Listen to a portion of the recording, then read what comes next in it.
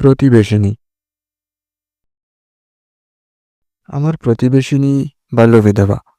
যেন শরতের শিশিরাপ্লুত শেফালির মতো বৃন্দচ্যুত কোনো বাসরগৃহের ফুলসজ্জার জন্য সে নহে, সে কেবল দেবপূজার জন্যই উৎসর্গ করা।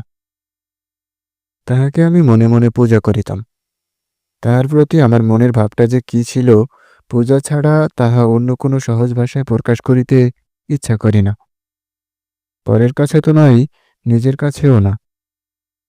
আমার অন্তরঙ্গ প্রিয় বন্ধু নবীন মাধব, সেও কিছু জানিত না। এইরূপে যে আমার গভীরতম আবেগটি গোপন করিয়া নির্মূল করিয়া রাখিয়াছিলাম, ইহাতে আমি কিছু গর্ব অনুভব করিতাম।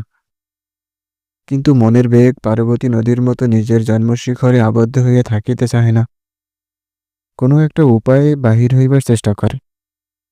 অকৃতকার্য হইলে বক্ষের মধ্যে বেদনার সৃষ্টি করিতে থাকে। তাই ভাবিতেছিলাম কবিতায় ভাব প্রকাশ করিব, কিন্তু কুণ্ঠিত লেখনী কিছুতেই অগ্রসর হইতে চাহিল না। পরম আশ্চর্যের বিষয় এই যে, ঠিক এই সময়েই আমার বন্ধু নবীন মাধবের অকস্মাৎ বিপুল বেগে কবিতা লিখিবার ঝোঁক আসিল, যেন হঠাৎ ভূমিকম্পের মতো। সে বেচারার এইরূপ দৈব বিপত্তি পূর্বে কখনো হয় নাই, সুতরাং সে এই অভিনব আন্দোলনের জন্য লেশমাত্র প্রস্তুত ছিল না। তাহার হাতের কাছে ছন্দমিল কিছুরই জোগাড় ছিল না। তবু সে দমিল না দেখিয়া আশ্চর্য হইয়া গেলাম। কবিতা যেন বৃদ্ধ বয়সের দ্বিতীয় পক্ষের স্ত্রীর মতো তাহাকে পাইয়া বসিল। নবীন মাধব ছন্দমিল সম্বন্ধে সহায়তা ও সংশোধনের জন্য আমার শরণাপন্ন হইল। কবিতার বিষয়গুলি নূতন নহে, অথচ পুরাতনও নহে। অর্থাৎ তাহাকে চিরনূতনও বলা যায় না, চিরপুরাতন বলিলেও চলে না। অর্থাৎ তাহাকে চিরনূতনও বলা যায়, চিরপুরাতনও বলিলে চলে। প্রেমের কবিতা প্রিয়তমার প্রতি। আমি তাহাকে একটা ঠেলা দিয়া হাসিয়া জিজ্ঞাসা করিলাম, কে হে, ইনি কে? নবীন হাসিয়া কহিল, এখনো সন্ধান পাই নাই। নবীন রচয়িতার সহায়তা কার্যে আমি অত্যন্ত আরাম পাইলাম। নবীনের কাল্পনিক প্রিয়তমার প্রতি আমার রুদ্ধ আবেগ প্রয়োগ করিলাম। শাবকহীন মুরগি যেমন হাঁসের ডিম পাইলেও বুক পাতিয়া তা দিতে বসে, হতভাগ্য আমি তেমনি নবীন মাধবের ভাবের উপরে হৃদয়ের সমস্ত উত্তাপ দিয়া চাপিয়া বসিলাম। আনাড়ির লেখা এমনই প্রবল বেগে সংশোধন করিতে লাগিলাম যে প্রায় 15 আনা আমারই লেখা দাঁড়াইল। নবীন বিস্মিত হইয়া বলে, ঠিক এই কথাই আমি বলিতে চাই, কিন্তু বলিতে পারি না। অথচ তোমার এসব ভাব জাগে কোথা হইতে? আমি কবির মতো উত্তর করি, কল্পনা হইতে। কারণ সত্য নীরব, কল্পনাই মুখরা। সত্য ঘটনা ভাবস্রোতকে পাথরের মতো চাপিয়া থাকে, কল্পনাই তাহার পথ মুক্ত করিয়া দেয়। নবীন গম্ভীর মুখে একটুখানি ভাবিয়া কহিল, তাই তো দেখিতেছি, ঠিক বটে। আবার খানিকক্ষণ ভাবিয়া বলিল, ঠিক ঠিক। পূর্বেই বলিয়াছি, আমার ভালোবাসার মধ্যে একটি কাতর সংযোগ ছিল, তাই নিজের জবানিতে কোনো মতে লিখিতে পারিলাম না। নবীনকে পর্দার মতো মাঝখানে রাখিয়া তবেই আমার লেখনী মুখ খুলিতে পারিল। লেখাগুলো যেন রসে ভরিয়া উত্তাপে ফাটিয়া উঠিতে লাগিল। নবীন বলিল, এ তো তোমারই লেখা, তোমারই নামে বাহির করি। আমি কহিলাম, বিলক্ষণ, এ তোমারই লেখা, আমি সামান্য একটু বদল করিয়াছি মাত্র। ক্রমে নবীনেরও সেইরূপ ধারণা জন্মিল। জ্যোতির্বিদ যেমন নক্ষত্রদ্বয়ের অপেক্ষায় আকাশের দিকে তাকাইয়া থাকে, আমিও যে তেমনি মাঝে মাঝে আমাদের পাশের বাড়ির বাতায়নের দিকে চাহিয়া দেখিতাম, সে কথা অস্বীকার করিতে পারি না। মাঝে মাঝে ভক্তের সেই ব্যাকুল দৃষ্টিক্ষেপ সার্থকও হইত। সেই কর্মযোগ নিরতা ব্রহ্মচারিণীর সৌম্য মুখশ্রী হইতে শান্ত স্নিগ্ধ জ্যোতি প্রতিবিম্ব হইয়া মুহূর্তের মধ্যে আমার সমস্ত চিত্ত বিক্ষোভ দমন করিয়া দিত। কিন্তু সেদিন সহসা কি দেখিলাম, আমার চন্দ্রলোকেও কি এখনো অগ্ন্যুৎপাত আছে? সেখানকার জনশূন্য সমাধিমগ্ন গিরিগুহার সমস্ত বহিদাহ এখনো সম্পূর্ণ নিবারণ হইয়া যায় নাই কি? সেদিন বৈশাখ মাসের অপরাহ্নে ঈশানকোণে মেঘ ঘনাইয়া আসিতেছে। সেই আসন্ন ঝঞ্ঝার মেঘ বিচ্ছুরিত রৌদ্রদীপ্তিতে আমার প্রতিবেশিনী জানালায় একাকিনী দাঁড়াইয়াছিল।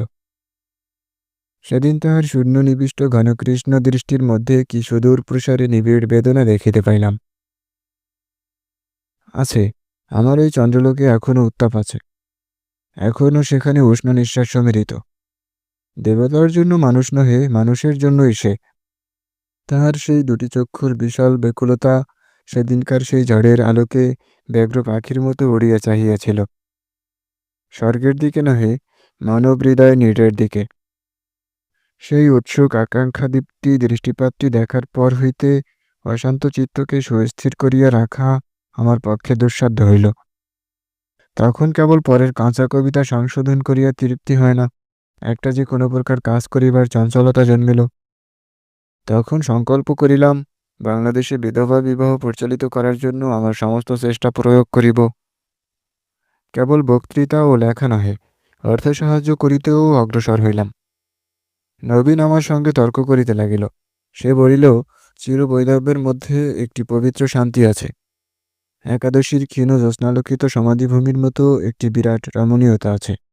বিবাহের সম্ভাবনা মাত্রেই কি সেটা ভাঙিয়া যায় না? এসব কবিত্বের কথা শুনিলেই আমার রাগ হইত। দুর্ভিক্ষে যে লোক জীর্ণ হইয়া মরিতেছে, তাহার কাছে হাড়পুষ্ট লোক যদি খাদ্যের স্থূলত্বের প্রতি ঘৃণা প্রকাশ করিয়া ফুলের গন্ধ এবং পাখির গান দিয়া মুমূর্ষুর পেট ভরাইতে চাহে, তাহা হইলে সে কেমন হয়? আমি রাগিয়া কহিলাম, দেখো নবীন, আর্টিস্ট লোকে বলে দৃশ্য হিসাবে পোড়াবাড়ির একটা সৌন্দর্য আছে, কিন্তু বাড়িটা কেবল ছবির হিসাবে দেখিলে চলে না, তাহাতে বাস করিতে হয়। অতএব আর্টিস্ট যাহাই বলুন, মেরামত আবশ্যক। বৈদভ্য লইয়া তুমি তো দূর হইতে দিব্যি কবিত্ব করিতে চাও, কিন্তু তাহার মধ্যে একটি আকাঙ্ক্ষাপূর্ণ মানব হৃদয় আপনার বিচিত্র বেদনা লইয়া বাস করিতেছে, সেটা স্মরণ রাখা কর্তব্য। মনে করিয়াছিলাম নবীন মাধবকে কোনো মতেই দলে টানিতে পারিব না। সেদিন সেই জন্যই কিছু অতিরিক্ত উষার সহিত কথা কহিয়াছিলাম। কিন্তু হঠাৎ দেখিলাম আমার বক্তৃতা অবসানে নবীন মাধব একটিমাত্র গভীর নিঃশ্বাস ফেলিয়া আমার সমস্ত কথা মানিয়া লইল। বাকি আরও অনেক ভালো ভালো কথা বলিবার অবকাশই দিল না। সপ্তাহখানেক পরে নবীন আসিয়া কহিল, তুমি যদি সাহায্য করো, আমি একটি বিধবা বিবাহ করিতে প্রস্তুত আছি। এমনই খুশি হইলাম, নবীনকে বুকে টানিয়া কোলাকুলি করিলাম। কহিলাম, যত টাকা লাগে আমি দিব। তখন নবীন তাহার ইতিহাস বলিল। বুঝিলাম, তাহার প্রিয়তমা কাল্পনিক নহে। কিছুকাল ধরিয়া একটি বিধবা নারীকে সে দূর হইতে ভালোবাসিত, কাহারও কাছে তাহা প্রকাশ করে নাই। যে মাসিক পত্রে নবীনের ওরফে আমার কবিতা বাহির হইত, সেই পত্রগুলি যথাস্থানে গিয়া পৌঁছিত। কবিতাগুলি ব্যর্থ হয় নাই। বিনা সাক্ষাৎকারে চিত্ত আকর্ষণের এই এক উপায় আমার বন্ধু বাহির করিয়াছিলেন। কিন্তু নবীন বলেন, তিনি চক্রান্ত করিয়া এই সকল কৌশল অবলম্বন করেন নাই। এমনকি তাহার বিশ্বাস ছিল, বিধবা পড়িতে জানেন না। বিধবা ভাইয়ের নামে কাগজগুলি বিনা স্বাক্ষরে বিনামূল্যে পাঠাইয়া দিতেন। এ কেবল মনকে সান্ত্বনা দিবার একটা পাগলামি মাত্র।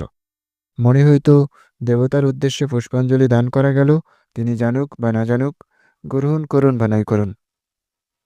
নানা ছুতায় বিধবার ভাইয়ের সহিত নবীন যে বন্ধুত্ব করিয়া লইয়াছিলেন, নবীন বলেন, তাহারও মধ্যে কোনো উদ্দেশ্য ছিল না। যাহাকে ভালোবাসা যায়, তাহার নিকটবর্তী আত্মীয়ের সঙ্গ মধুর বোধ হয়।